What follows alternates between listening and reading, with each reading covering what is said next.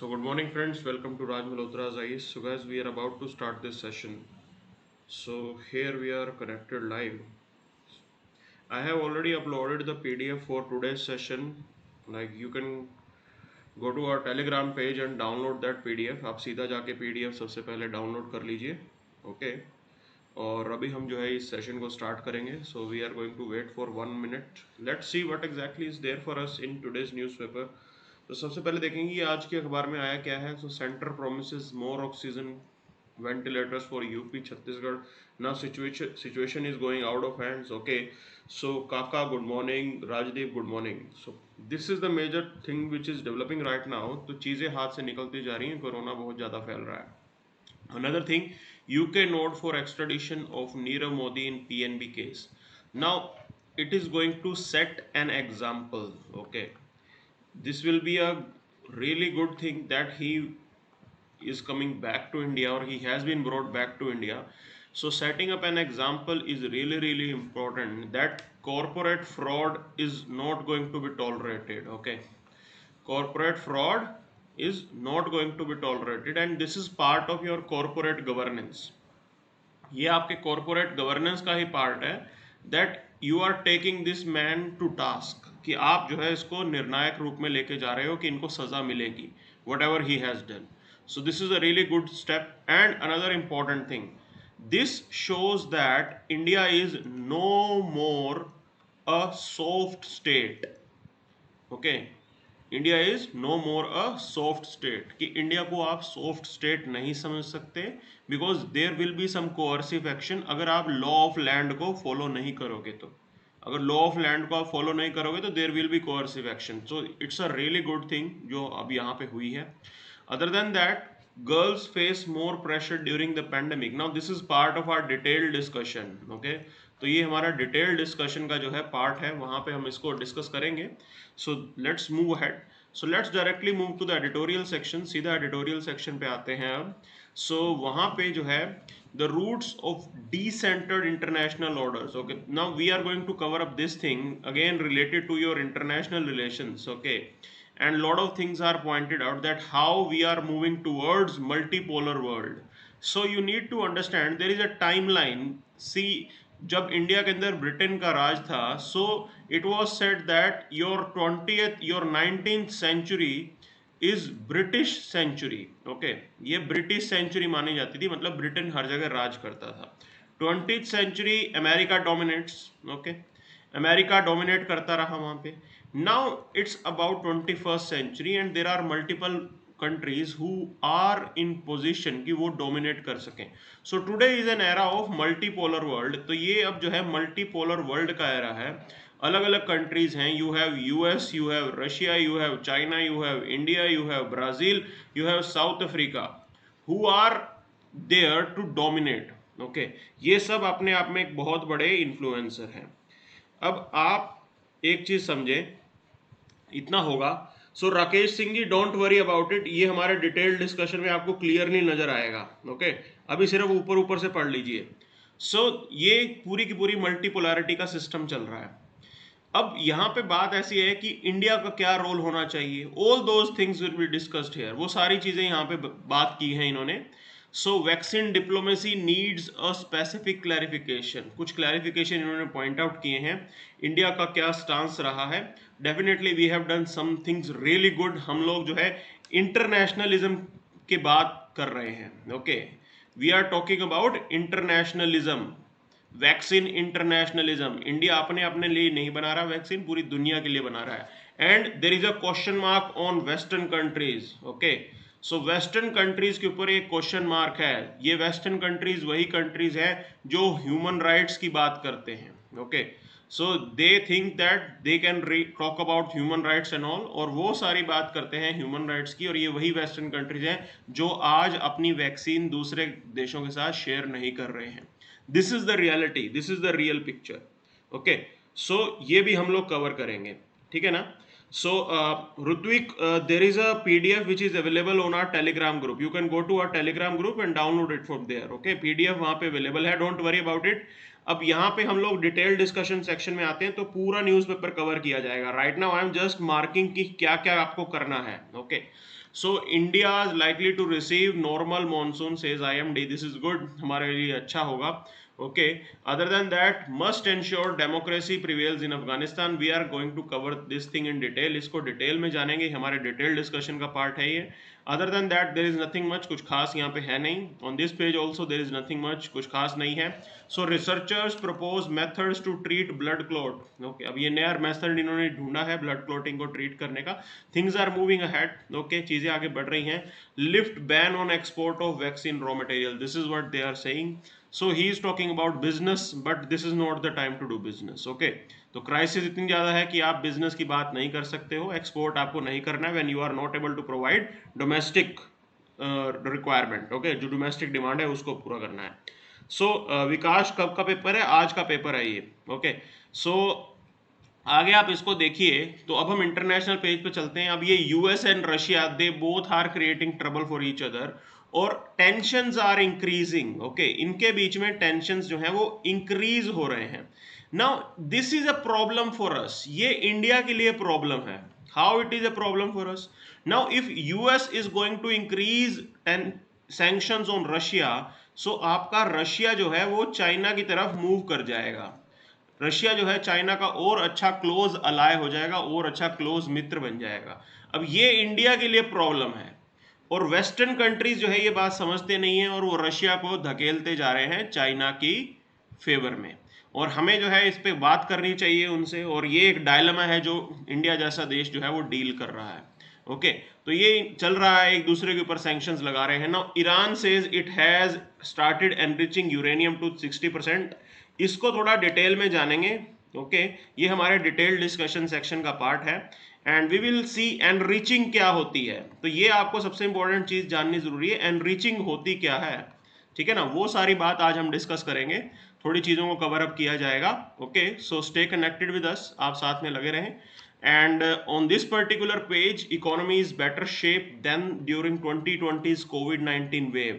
So अब ये chief economic adviser हमारे जो हैं उन्होंने कुछ बातें पॉइंट आउट की हैं, that we are in better shape, चीज़ें अच्छी है हमारे यहाँ पे। डिजिटल इकोनॉमी, ई कॉमर्स, वो काफ़ी अच्छे से सेटल हो चुका है, if you see it from last time. Okay, we have more clarity, your administration have more experience, आपके एडमिनिस्ट्रेशन के पास अब एक्सपीरियंस आ चुका है इस प्रॉब्लम को डील करने का। लास्ट ईयर अगर आपको ध्यान हो तो इतना एक्सपीरियंस नहीं था। Okay, so let's move to the detail discussion section now. अब हम डिटेल डिस्कशन सेक्शन पे जाते हैं सीधा। सो मोहित गुड मॉर्निंग, विकास अच्छा आज का पेपर है।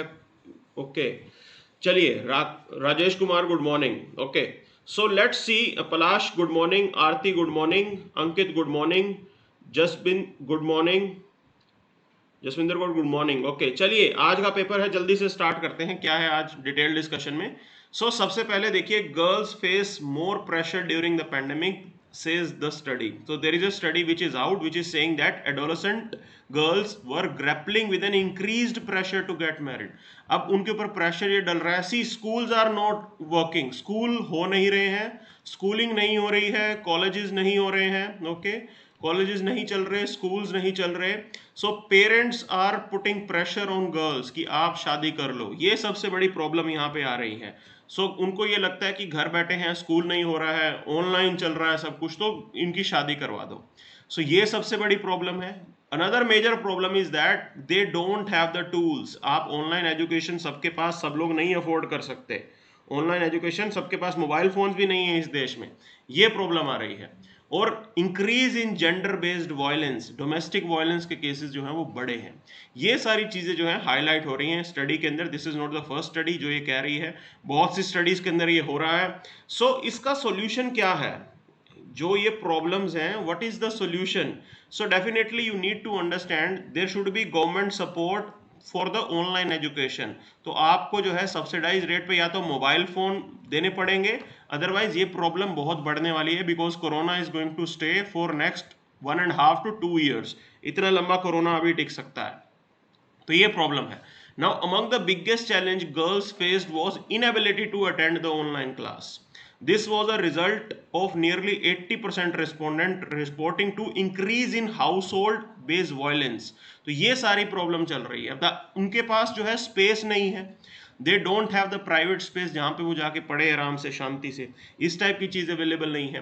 There is lack of resources and technology. You need to understand हमारे देश में क्या 4G 5G सब जगह अवेलेबल है? नहीं available, specially in rural areas. What about tribal areas? Tribal areas, rural areas, your border areas, वहां पे तो बिल्कुल ही ये फैसिलिटीज अवेलेबल नहीं होती। So this is the major problem. Okay, now you need to understand, with household from marginalized community facing financial stress due to economic impact of COVID-19, girls believed that the pressure to get married had increased, and nearly 42% are reporting this.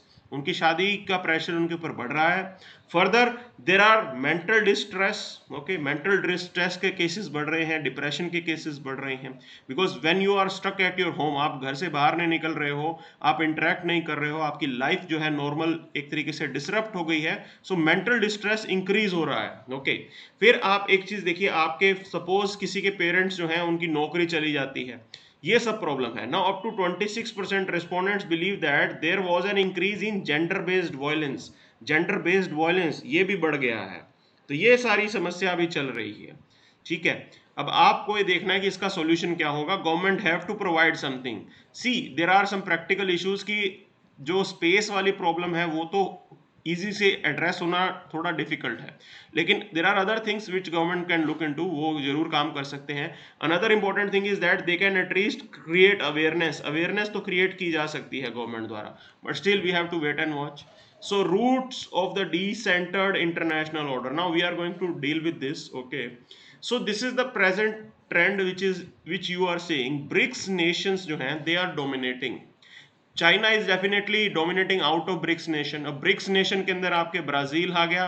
Okay, you have India, you have Russia, you have China, you have South Africa. They are the powerful developing economies. Okay, they are the powerful developing economies, अच्छी खासी बड़ी economies हैं, and they are dominating, they are coming up, and out of them China is also dominating. अब इनके अंदर से भी China dominate कर रहा है। ये पूरी कहानी चल रही है। अब ये बात आपको समझनी कि what will be the future. अब बात जो डिबेट है, what will be the future of global geopolitics, ये बोलो जियोपॉलिटिक्स का फ्यूचर क्या होने वाला है। So this is what they are saying, that the future of the geopolitics will be decided by how these new economies, these developing countries are going to take decision.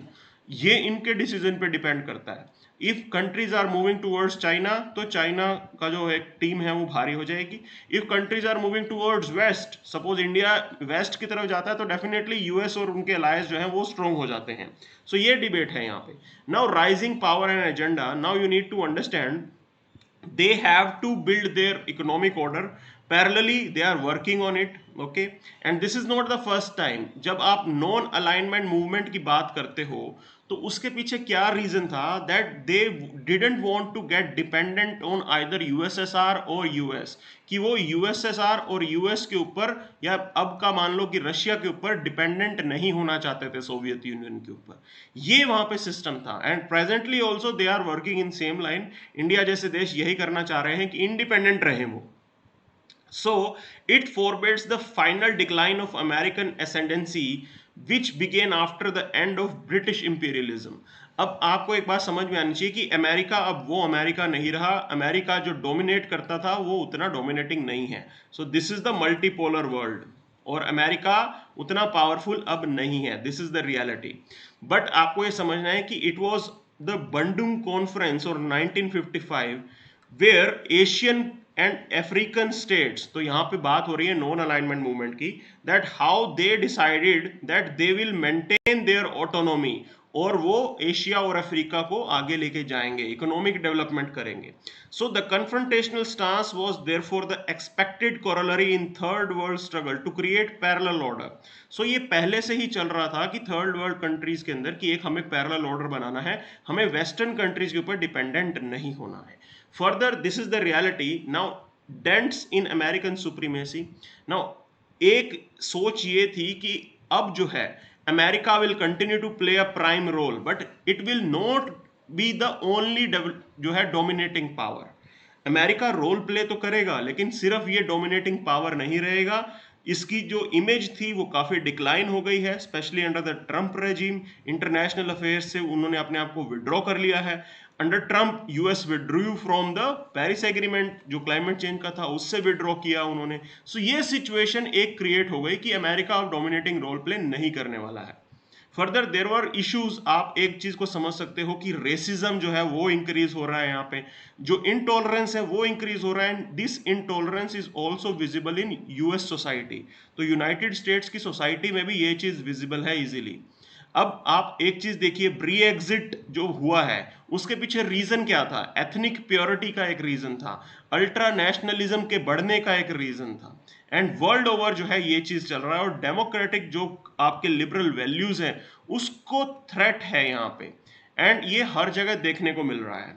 Now there are other problems, okay, like terrorism, ethnic conflict, the warning of inhalation of owing to climate change. अब वो climate change को मानने को ही तैयार नहीं है। सो ये सारी प्रॉब्लम्स जो हैं ये चल रही थी। Now world as a result witness to a more decentred and pluralistic global order. अब एक प्लूरलिस्टिक ग्लोबल ऑर्डर आ रहा है। You need to understand, Japan है यहाँ पे, इंडिया है यहाँ पे, चाइना है यहाँ पे, रशिया है यहाँ पे, ब्राजील है, साउथ कोरिया है, सब लोग हैं यहाँ पे। This is how the pluralistic global order is moving ahead.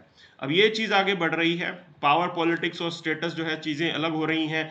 Asian regionalism is on rise, okay, Asian regionalism काफी बढ़ रहा है। And as I told you 21st century को हम एशियन सेंचुरी भी कह रहे हैं, with two major blocks. India और चाइना अगर साथ आ जाएं तो it will be a Asian century. Indian prime minister has also said this, उन्होंने भी ये बात बोली है। अब direction by China, now this is the evolutionary path that developing nations are already embarking on. Though the current raging novel corona virus has retarded economic development, definitely corona virus ने economic development को कम कर दिया है। So it is hoped that in the post pandemic period these economies would rise to meet the American led liberal hegemonic world order। अब ये उम्मीद की जा रही है कि ये जो है अमेरिकन वर्ल्ड ऑर्डर को एक तरीके से काउंटर करेंगे और मेजर रोल प्ले करेंगे। And China is spearheading the Asian regionalism, कि Asia as a region emerge करे और चाइना मेजर रोल प्ले करना चाहता है। But China is narrow minded. China narrow minded है, क्यों? It has a self centred promotion building, okay, उनकी self centred approach है यहाँ पे। And this is the reason why India and Japan they are not participating in it. जो belt and road initiative है that is highly China centred, okay, वो पूरा का पूरा चाइना सेंटर्ड है। अब ये चाइना सेंटर्ड क्यों है? व्हेन इट वाज प्रपोज, जब belt and road initiative propose किया गया था, देयर वर नो डिस्कशंस। उस टाइम पे कोई भी डिस्कशन नहीं की गई थी, ये आपको मालूम होना चाहिए। It is highly China centred. तो इंडिया को belt and road initiative join करना चाहिए कि नहीं करना चाहिए, उसमें आप एक ये भी पॉइंट मेंशन करते हो that it is highly China centred. तो ये भी रीजन है। सो अब आप इसको आगे देखिए कि चाइना क्या करना चाहिए। China must embrace and give a push to multilateral affiliation. China सबको साथ में लेके अगर काम करता तो कोई प्रॉब्लम नहीं थी, हमें भी, हमारा भी डेवलपमेंट होता। But they are not moving in that direction. वो अपने आप को डेवलप कराना चाहता है, वो सेल्फिश मोटिव के साथ आगे बढ़ रहा है। Further there are power rivalry in multipolar worlds, बहुत सारी पावर राइवलरी है।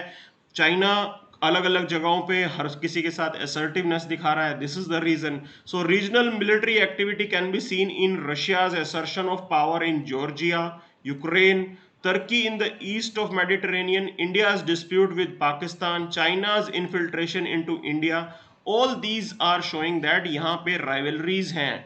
इन सारी जो डेवलपिंग जो कंट्रीज हैं, जो ये डेवलपिंग पावर्स हैं, इनके बीच rivalries हैं। सो अगर आप डोमिनेट करवाना चाहते हो, अगर आप जो वेस्टर्न मॉडल ऑफ इकोनॉमी है उसको रिप्लेस करना चाहते हो या उसके पैरेलल एक अपना इकोनॉमिक मॉडल लेके आना चाहते हो, so first of all you have to address these rivalry. तो ये इतनी सारी जो प्रॉब्लम्स हैं इनको एड्रेस करना सबसे पहले जरूरी है, तो तभी जो है चीजें आगे जा सकेंगी। सो ये कुछ रियलिटी है। The capabilities of the rising economies can not be underestimated. China and India clearly have the age old potential to lead, as historically they have been pioneers of some of the oldest civilizations in the world. Now, China's military capability must not make China lose its bearing economically. It must spearhead the challenge to the established Western world that has ingrained its superiority in the consciousness of the developing world for century. So ये सारी situation अभी चल रही है. Now the fragmentation of global governance consequently can no longer be handled solely by the America. सिर्फ America नहीं चीज़ों को कर सकता है, बाकी कंट्रीज को भी यहाँ पे साथ आना है, इंडिया जैसे देशों को भी रोल प्ले करना पड़ेगा. Thus, a more nuanced understanding of power in the circumstances of declining authority of West has to be arrived at, especially when China is still far from approaching US. देखो China powerful country है but अभी भी US जितना powerful नहीं है. तो जो US के डिफेंस फोर्सेज हैं दे आर स्टिल अनमैचेबल. वो चाइना उनके साथ अभी उनको मैच नहीं कर सकता है. इकोनॉमी में definitely China is able to match. Okay, China match कर सक रहा है लेकिन वैसे जो है नहीं कर रहा है. So China on the other hand is indisputably a serious rival है साउथ चाइना सी में, वर्ल्ड लीडर है रिन्यूएबल एनर्जी में और ग्लोबल स्टेज पे इंपॉर्टेंट रोल प्ले करना चाहता है. So China must remember that its growing power has compelled Anthony Blinken, the current US Secretary, to encourage NATO members to join US in viewing China as an economic and security threat. अब China की जो assertiveness है उसने China की image को खराब किया है. So countries are seeing China as a security threat और इकोनॉमिक थ्रेट के रूप में देखते हैं उसे. So this is the problem which is prevailing. ये इस टाइप की सोच प्रिवेल कर रही है कि एक तो आप वेस्टर्न डोमिनेंस को कम करना चाहते हो बट आप किसके ऊपर विश्वास करोगे, ये प्रॉब्लम है. सो global power gradually extend across the wider range of countries. Now restoring contestation necessary for smooth working of a balanced world order. ये जो एक दूसरे को कंटेस्ट करते हैं, काउंटर करते हैं, compete करते हैं, उसको रोकना पड़ेगा और कोऑपरेशन को लेके आना पड़ेगा. सो प्रेजेंटली कोरोना जैसी चीज चल रही है, आप इसको काउंटर करना चाहते हो तो definitely you have to cooperate with others. So on sharing and treaties, now it would be a move towards restructuring and advancement as well as adopting a oppositional posture as a robust replacement for subservience of the western hegemony. कि अगर आप western hegemony को कम करना चाहते हो आपको चीज़ों को रीस्ट्रक्चर करना पड़ेगा. जो गवर्नेंस के यूनिट बने हुए हैं जैसे ये आपको United Nation Security Council, WTO, world bank, okay, now all these are west dominated. यहाँ पे वेस्ट जो है वेस्टर्न कंट्रीज का डोमिनेशन ज्यादा है. So definitely you have to democratize them. उनको आपको डेमोक्रेटाइज करना पड़ेगा. These are some things that are to be done. Okay, so this multipolar world अगर इसे हमें ठीक करना है तो ये सब करना पड़ेगा. Otherwise there will be disordered and unstability. पूरा की पूरी अनस्टेबिलिटी रहेगी. दीज बिग पावर्स अगर एक दूसरे के साथ लड़ते रहेंगे, बॉर्डर पे वॉर जैसी सिचुएशन रहेगी, तो डेफिनेटली आप जो है पीस नहीं लेके आ सकते कहीं पे भी. आप डेवलपमेंट, ग्लोबल डेवलपमेंट नहीं कर सकते और इकोनॉमिक स्लोडाउन जो है वो फिर वर्स्ट हो जाएगा. सो ये प्रॉब्लम है. Now will move to next part, vaccine diplomacy that needs specific clarification. Okay, now there are some statements made कि Minister of External Affairs he has made this statement that how India is contributing towards the vaccine diplomacy and vaccine एक तरीके से हम सबके साथ share कर रहे हैं. So made in India vaccine जो है is being available and we are continuing our supplies. हम अपनी जो है supplies जो है continue कर रहे हैं, अपनी national domestic responsibilities को भी पूरा कर रहे हैं और international responsibilities को भी पूरा कर रहे हैं. We are fulfilling both national as well as the international responsibilities and this is the sign of a responsible power. ये एक रिस्पॉन्सिबल पावर की साइन है. ओके, सो व्हेन वी से, अब आप बताइए यूनाइटेड नेशन सिक्योरिटी काउंसिल के अंदर इंडिया को परमानेंट मेंबर बनाना चाहिए कि नहीं बनाना चाहिए. Okay, India should get permanent seat. India should get permanent seat because India is a responsible power. Am I right और not? India is a responsible power, तो यूनाइटेड नेशन सिक्योरिटी काउंसिल के अंदर India को permanent seat मिलनी चाहिए. तो यहां से पता लगता है ना हम अपनी इंटरनेशनल और डोमेस्टिक रिस्पॉन्सिबिलिटीज दोनों को पूरा कर रहे हैं. सो ये सारी चीज है. Now India was sending these vaccines abroad in the form of grant. कुछ देशों को हमने फ्री में भी दी हैं, कुछ कंट्रीज के साथ कॉमर्शियल सेल्स किए हैं, like we have charge them, but African nations को हमने फ्री ऑफ कॉस्ट भी दिया है. So this is the reality and India had supplied over 65 million vaccines to 19 countries. Of these more than 100 million were sent as grants. सिर्फ grant के रूप में उनको भेजा है. So this is the reality. Okay, ये चीज अच्छी है. अब आप देखिए vaccines were exported on a commercial basis mainly from end January through February. Okay, बहुत ही स्मॉल नंबर में ऐसा किया था. Now COVAX dispatch was made overwhelmingly in March. अब ये जो कोवैक्स है जो गैवी के थ्रू बना रहे हैं, हम इंटरनेशनली सबके साथ शेयर करेंगे, वो काफी अच्छे से हमने किया था, and that's why other countries are liking it. So Indian external affairs minister he is raising this point, और ये बहुत इंपॉर्टेंट पॉइंट है, आप ये देखो, he is saying that India is moving towards equitable access. देखो इक्विटेबल एक्सेस करना जरूरी है। देखो अफ्रीकन कंट्रीज जो हैं वहां पे इनके ऊपर रिसर्च नहीं चल रही है। African nations are poor nation, they can't research, वो रिसर्च नहीं कर सकते हैं। इवन पाकिस्तान जैसे देश के अंदर भी रिसर्च नहीं हो रही है।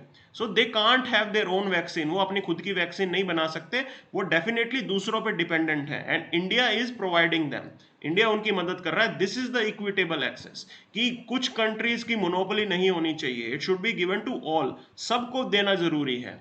Okay, so India has not been shy of comparing its record with that of advanced western countries. So Mr. Jaishankar ने तो ये बात बोल ही दी है। उन्होंने देखो स्टेटमेंट क्या बोली है, tell me how many vaccines have internationalist countries given, which one of these countries have said while I do vaccinate my people I will do other people who need it as much we do.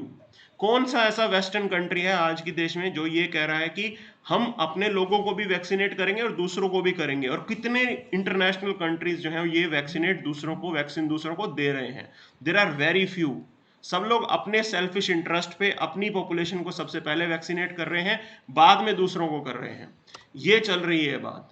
So India definitely plays a major role, और India वो role कर रहा है। सो noted that this thing, okay, this ancient land attains its rightful and honored place in the world and make it full and willing contribution to the promotion of world peace and the welfare of the mankind. तो ये statement हमारे जो है जवाहरलाल नेहरू साहब के थे। तो हम एक अपना जो प्लेस है वो लाना चाहते हैं, जिसको बोलते हैं कि जगत गुरु बनना। India can definitely teach a lot to the world, तो ये बात साफ हमने बताई है। Okay, so Modi ji has also said that he is saying that we must think of entire humanity, not merely of those who are our own side of borders. पूरी humanity के रूप में आप देखो। So when we say Vasudhaiva Kutumbakam means whole world is our family, हमारी family की तरह है वो। This is what they are saying, this is what Indian value is all about.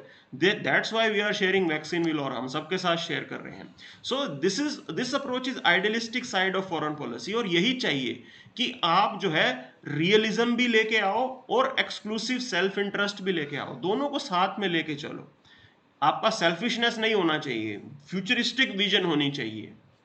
So, foreign policy makers often seek to emphasize a country's tradition of altruism and imperative of enlightened self-interest. अब आपको एक बात मैं बता रहा हूं कैसे ये रियलिस्ट चीज है, कैसे ये इंपॉर्टेंट चीज है। सपोज आज presently we are providing vaccine to Africa, अगर हम अफ्रीका को वैक्सीन दे रहे हैं, सो हम उनकी गुडविल जीत रहे हैं। Are we not increasing our goodwill? African nations के अंदर हम अपनी गुडविल अच्छी बना रहे हैं। So in future don't you think they will give business opportunity to us? आपको ऐसा नहीं लगता कि वो इंडिया को बिजनेस अपॉर्चुनिटी देगा? Okay, now second important part आपको यहां समझना है। See you need to understand, China जो है, okay, China carries out chequebook diplomacy. China के पास कैश बहुत ज़्यादा है, वो पैसा अच्छा इन्वेस्ट कर सकता है। China has lot of things to offer. India is good at, India किस चीज़ के ऊपर गुड है? सॉफ्ट पावर के ऊपर। Okay, India is good eight soft power, हम लोग सॉफ्ट पावर में बहुत अच्छे हैं। एक और इंपॉर्टेंट कंपोनेंट यहाँ पे जो नया निकल के आया है, that is your smart power. Okay, अब ये स्मार्ट पावर क्या चीज़ है? ये चीज़ नहीं आ रही है। So basically it is soft power plus technology. आप सॉफ्ट पावर और टेक्नोलॉजी का यूज कर रहे हो, और यहां पे टेक्नोलॉजी कौन सी है? वैक्सीन बनाने की टेक्नोलॉजी। ओके, ये इंडिया के पास है, and that's why India is using its smart power. और इस तरीके से हम अपनी गुडविल को बढ़ा रहे हैं, और फ्यूचर के अंदर definitely you will see that we will get more opportunities to carry out business in countries like Africa. Another important thing, to carry out say United Nations Security Council reforms, United Nation Security Council के reform अगर आपको करने हैं, India को permanent seat चाहिए। Okay, so आपको UN assembly के अंदर जो वोट हैं वो सारे चाहिए होंगे। यूएन असेंबली के 2/3 वोट्स आपको चाहिए, means all these small nations are important, चाहे ये गरीब हैं, चाहे इनके पास इनकी इकोनॉमी इतनी स्ट्रांग नहीं है, बट इनके पास एक वोट है। ओके, सो यूएन असेंबली के अंदर इनके पास एक वोट है और वो वोट आपको चाहिए। So it increases the chance of India to get this particular seat, जो परमानेंट सीट है वो इंडिया को मिल जाएगी, ये चांसेस हमारे इंक्रीज कर रहा है। सो वो बात भी आपको सारी यहाँ पे समझ के चलनी है। ओके, इतनी सिंपलिस्टिक चीज नहीं है, ये बहुत बड़ा इसके पीछे सोच होती है, और वही यहाँ पे देख रहे हैं। Okay, so definitely you have to help your own people and you have to help others also. Long term में तो आपको करनी ही करनी पड़ेगी, otherwise corona, it will be difficult to fight with corona. Okay, so just shortages का time होगा, आपके लोग बोलेंगे, but still you will be helping others, और आप दूसरों को हेल्प करते रहोगे। So this is a good thing that we are doing. So factors that matter. Now implication of Mr. This response shows that government made estimates of vaccine that could be sent abroad on the interplay of three factors. अब तीन factor के base पे जो है हमने अपनी vaccine बाहर भेजी है. So domestic production, demand for the national vaccine program and request for vaccine manufactured in India. What is not known is how these factors were collectively addressed. अब डिसीजन मेकिंग के अंदर कैसे इनको कलेक्टिवली आपने address किया, कि आप domestic demand को भी देखोगे और इंटरनेशनल रिक्वायरमेंट को भी देखोगे, जो हमारी इंटरनेशनली रिस्पॉन्सिबिलिटी है. सो ये डिबेट यहाँ पे चल रही है. सो health authorities come to an independent judgment of domestic demand and base the national vaccine program on this independent judgment. अब ये एक चीज इन्होंने रखी है, बट अलग अलग सिनेरियो बन रहे हैं. सो डोमेस्टिक शॉर्टेज होगी, आपका इंटरनेशनल ऑब्लिगेशन भी आएगा, आप उसको बैलेंस आउट कैसे करोगे, यही इंपॉर्टेंट डिसीजन है जो हमें लेने हैं. These are the important decisions that we have to take. Okay, so experts in international law can weigh in on this assertion because sovereign states can always invoke supreme national interest to override the obligation. अब जरूरत पड़ने पर हम ऐसा कर सकते हैं. And we are not exporting the raw material. जो वैक्सीन का raw material है वो शायद हम नहीं कर रहे हैं एक्सपोर्ट. ओके, सो ये सारी चीज़ों को हम एड्रेस कर रहे हैं और ये सारी चीज़ें चल रही हैं, और आगे देखते हैं क्या इसके ऊपर आगे बात होती है. So will move to next part now. Must ensure democracy prevails in Afghanistan. Now this is about US withdrawal. US जो है वहां से विड्रॉ कर रहा है, and yesterday there was a news that other NATO countries will also move out. बाकी जो NATO countries हैं वो भी यहाँ से बाहर हो जाएंगे. So definitely Mr. Jaishankar's statement is important that it was necessary that Afghanistan's constitution, democratic processes and the rights according to women and minorities were ensured. अब आपको एक बात समझनी है कि तालिबान जो है is undemocratic. There is no doubt about it. Taliban undemocratic है. There is no doubt about it. Taliban has more influence. किसका? पाकिस्तान का influence अच्छा खासा है, इसके बारे में भी कोई डाउट नहीं है. सो ये प्रेजेंट सिचुएशन है और ये इंडिया के लिए चैलेंज है. Another important thing, you have invested $3 billion. आप $3 बिलियन का इन्वेस्टमेंट आपने अफगानिस्तान के डेवलपमेंट में किया है. So you need to understand that. आप सोच समझ के इन्वेस्टमेंट करते हो. अब ये सारी सिचुएशन चल रही है and presently US president has announce this. उन्होंने अफगानिस्तान से अपनी फोर्सेस को बाहर निकालने का काम किया है. सो India's concerns is about history withdrawal of US. ये जो एकदम से विड्रॉ करने की चीज है ये हमारे लिए प्रॉब्लमेटिक है, because it is going to increase the instability. उस रीजन के अंदर इंस्टेबिलिटी इंक्रीज करेगी और तालिबान जो है वो इसका फायदा उठा सकता है. सो दैट वैक्यूम, जो खालीपन आएगा, okay, that vacuum is going to create a trouble because it is going to disrupt the development. और वायलेंस जो है वो अफगानिस्तान के अंदर बढ़ भी सकता है, कंटिन्यू भी कर सकता है. Another important part you need to understand, India जो है अफगान आर्मी के ऑफिसर्स को भी ट्रेन करता है. Okay, India is also training Afghan army officers and these officers are Indian train and they are fighting against Taliban. वो तालिबान के अगेंस्ट फाइट कर रहे हैं. नाउ इन दिस सिचुएशन ऐसा कैसे हो सकता है कि वो तालिबान के साथ जो है एक अलायंस बना लें? It will be difficult. So that's why talks are going on and this transition plan should be done in a smoothen way. थोड़े इजी तरीके से आपको ये ट्रांजिशन करना चाहिए था, यूएस को सोचना चाहिए था इस चीज के ऊपर. So and if you talk about these talks, it should be Afghan led. Yes, there should be less जो है less dominance of external factors, और एक्सटर्नल कंट्रीज का डोमिनेंस नहीं होना चाहिए। This is really important, otherwise situation खराब हो जाती है। आप ये देखिए यहाँ पे पावर्स कौन सी लड़ रही हैं। Russia is there, US is there, China is there, India is there, Pakistan is there, Iran is there, Turkey is also playing some role, Turkey भी यहाँ पे रोल प्ले कर रहा है। Now these all powers are creating a really complex situation, बहुत complex situation बनती जा रही है यहाँ पे, और ये अफगानिस्तान के लिए ठीक नहीं है। एक दूसरे के साथ जो है compete कर रहे हैं ये, ओके, और ये सिचुएशन बनी हुई है। Now this is the situation कि क्या अफगानिस्तान वायलेंस छोड़ देगा, ये एक क्वेश्चन मार्क है, okay. And there are some common threats and challenges जो नेबर्स फेस करते हैं, और इंडियाज एक्शंस इन अफगानिस्तान। अब एक बात आपको समझनी है कि India is providing development assistance to Afghanistan. 2001 से हम डेवलपमेंट वहां प्रोवाइड कर रहे हैं, but Pakistan is saying that ये इंडिया इसीलिए कर रहा है क्योंकि वो अपना स्टेक बढ़ाना चाहता है, बट ऐसा कुछ नहीं है, okay. We are assisting Afghanistan because we have good relation with Afghanistan. Pakistan को काउंटर करने के लिए हम नहीं कर रहे हैं। So he said that India's role including the construction of Afghan parliament, Salma dam, road network was a positive and unlike other neighbours is a pointed reference to Pakistan support to Taliban. ये बात उन्होंने डाली है कि हम तो डैम बनाते हैं और पाकिस्तान तालिबान को सपोर्ट करता है, हम अच्छे से डेवलपमेंट करते हैं और पाकिस्तान अपने प्रोक्सीज वहां लेके आ रहा है। सो ये सिचुएशन बनी हुई है, okay. Now another important component that we are going to cover, यहाँ पे बहुत इंपॉर्टेंट कंपोनेंट हम कवर करेंगे। Iran says it has started enriching uranium to 60%। अब सबसे पहले आपको यूरेनियम एनरिचमेंट के बारे में पता होना चाहिए होता क्या है। Every day this word is coming up, okay. So natural uranium consist of 2 different isotope, अलग अलग प्रकार के आइसोटोप होते हैं, containing 99% of U-238 uranium and only around 0.7% of U-35 uranium. अब U-35 जो यूरेनियम होता है वो आपके काम की चीज होती है, मतलब वो रेडियो एक्टिव अच्छे से होता है। सो U-35 is a fissile material that can sustain a chain reaction.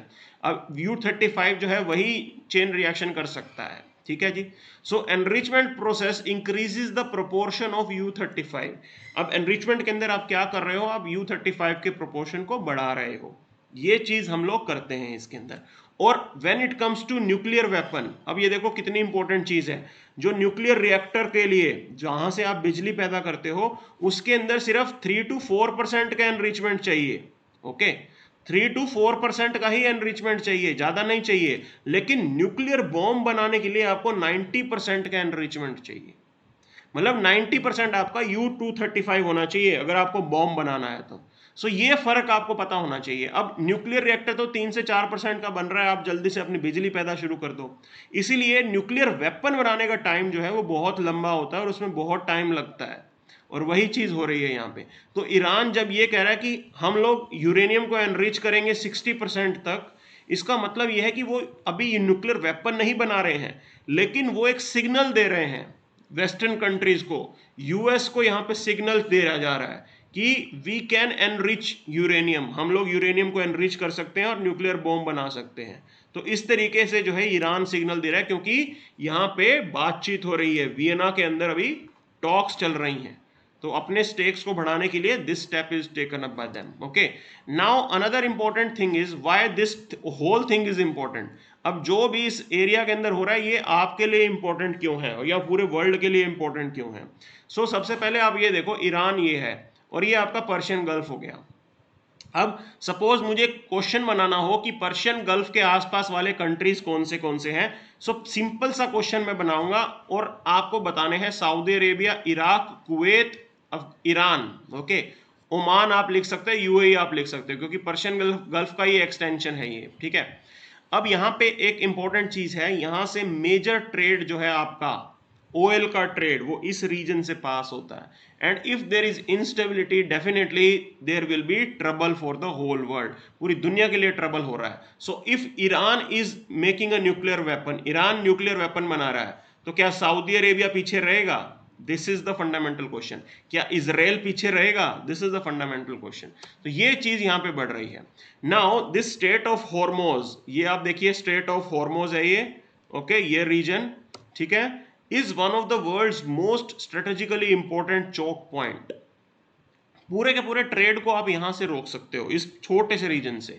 2/3 of the oil and half of the liquefied natural gas India imports come through the straight between Iran and Oman. अब आपका 2/3 oil और half of the liquefied natural gas जो India import कर रहा है वो particularly इस reason से आता है। As much as 18 million barrels of oil passes through the strait of Hormuz every day. इतना ज्यादा ऑयल जो है यहां से आ रहा है। So that's why this particular region is very very important, and a third of the world's LNG trade also passes through this. So इसीलिए जो भी यहाँ पे हो रहा है पूरी दुनिया की नजर यहाँ बनी हुई है। ठीक है जी, आप इसको ध्यान से देखोगे। ओके, अब यहाँ पे इंडिया ने छाबहार का पोर्ट बनाया है। ठीक है जी, छाबहार का पोर्ट हमने बनाया।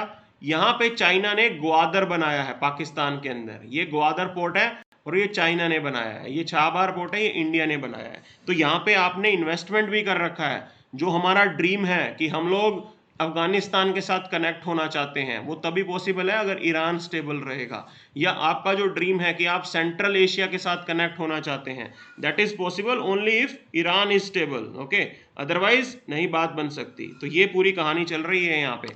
फर्दर आप इस चीज को याद रखेंगे। Now economy is better shape than during 2020 covid wave. ठीक है, आज बेटर है हमारी इकोनॉमी, आपके इकोनॉमिक एडवाइजर साहब ऐसा बोल रहे हैं। ओके, और वैक्सीनेशन प्लान हमारा आउट है, vaccination drive is going on, definitely it's a good thing.